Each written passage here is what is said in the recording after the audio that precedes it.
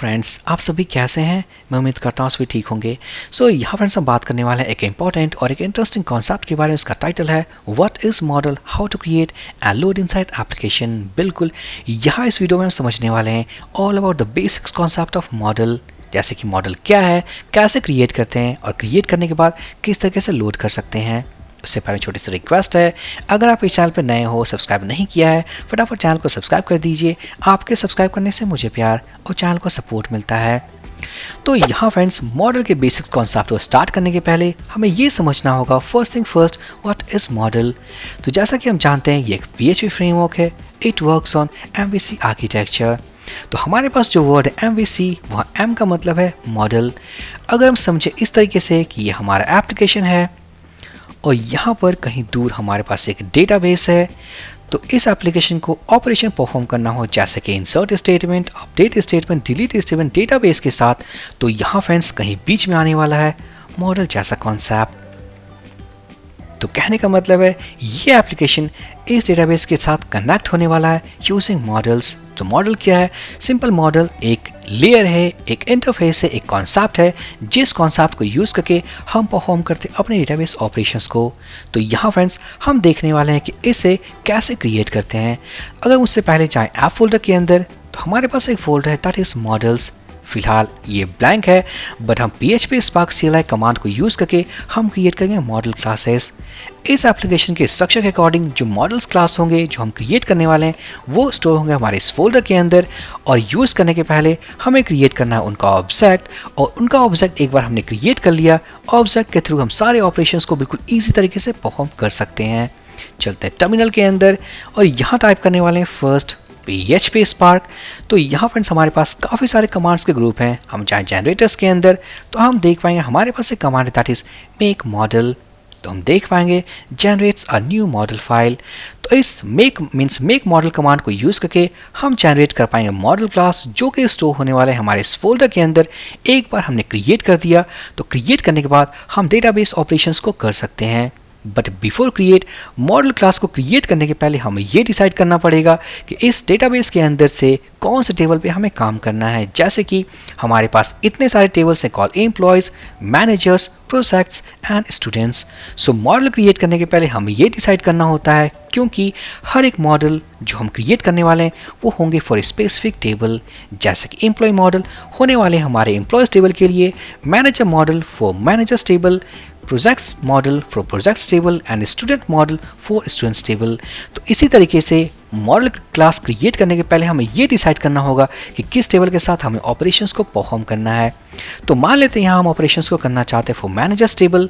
चलते हैं टर्मिनल पे और यहाँ टाइप करेंगे PHP Spark। हमारे पास जो command that is make model, but before use अगर इसके हेल्प मैनुअल को हम ओपन करें, सो PHP Spark help make model, तो हम देख पाएंगे मेक मॉडल हमें पास करना एक नेम आर्गुमेंट, और ये क्या है? The model class name. साथ ही साथ हमारे पास दूसरे सारे ऑप्शंस हैं, बट यहाँ फ्रेंड्स इन ऑप्शंस में से हम यूज़ करने वाले हैं सफिक्स। तो कहने का मतलब है PHP Spark हम चाहेंगे ऑपरेशन परफॉर्म करना with managers table, so make model यहाँ होने वाला है मैनेजर। उसके बाद हम पास करेंगे सफिक्स फ्लैग, प्रेस एंटर, तो हम देख पाएंगे manager model created inside models folder. एक और बात, हमारे पास कोई नेमिंग कन्वेंशन नहीं है, आप क्रिएट कर सकते हो manager.php या manager model.php। तो यहाँ पर क्रिएट करने के बाद अगर हम चलें फोल्डर स्ट्रक्चर में, सो यहाँ पर ऐप के अंदर मॉडल्स के अंदर हमारे पास है manager model.php। तो सक्सेसफुल तरीके से हम देख पाएंगे it's a class which is extending the parent model class. हमारे पास काफ़ी सारे वेरिएबल्स हैं जिनके बारे में हम नेक्स्ट वीडियो में बात करेंगे। अभी फ़िलहाल के लिए यह हमने क्रिएट कर दिया, so this model is associated with managers table. इसी तरीके से अगर हम क्रिएट करना चाहें फॉर दिस प्रोजेक्ट्स टेबल, तो हम कैसे कर सकते हैं? PHP Spark मेक मॉडल, हम क्रिएट करने वाले हैं प्रोजेक्ट, हम पास करेंगे सफिक्स फ्लैग, प्रेस एंटर, तो हम देख पाएंगे project model.php now created inside models folder.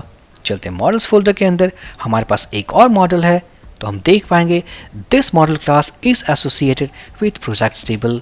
तो कहने का मतलब हमारे पास एप्लीकेशन है, इस एप्लीकेशन के पास कुछ क्लासेस फाइल्स हैं, जैसे कि प्रोजेक्ट मॉडल, देन है हमारे पास मैनेजर मॉडल। तो ये मैनेजर मॉडल इस एप्लीकेशन के एंड से कम्युनिकेट करेगा डेटाबेस में हमारे प्रोजेक्ट्स वाले टेबल के साथ।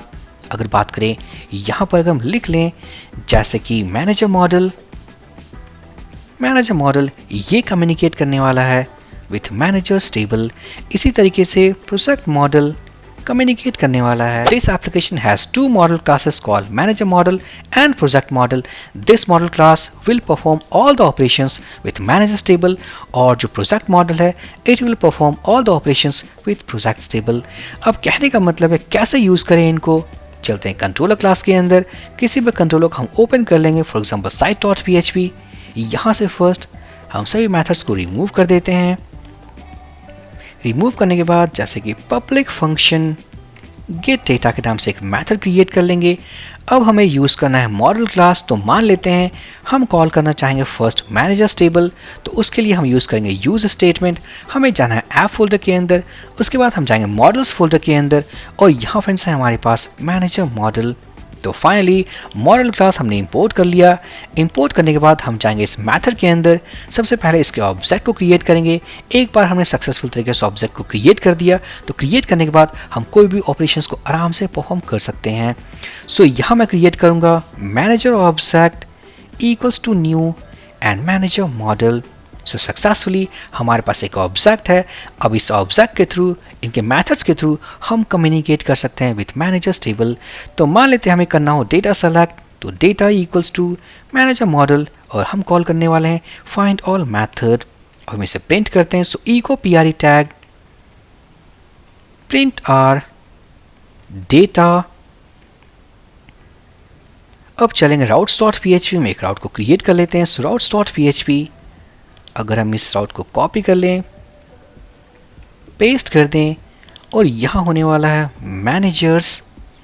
सो site controller, not site controller, it is site.php। So site controller, और यहाँ से कॉल करेंगे हम get data method. So successfully चलते हैं टर्मिनल पे, डेवलपमेंट सर्वर स्टार्ट करते हैं। So PHP spark serve, enter press करेंगे, open link. So after this landing page अगर हम टाइप करें जो हमने राउट क्रिएट किया था दैट इज मैनेजर्स, तो हम देख पाएंगे हमारे पास सारा डेटा है। सो सक्सेसफुली यहाँ हमने देखा all about that how to load a model class.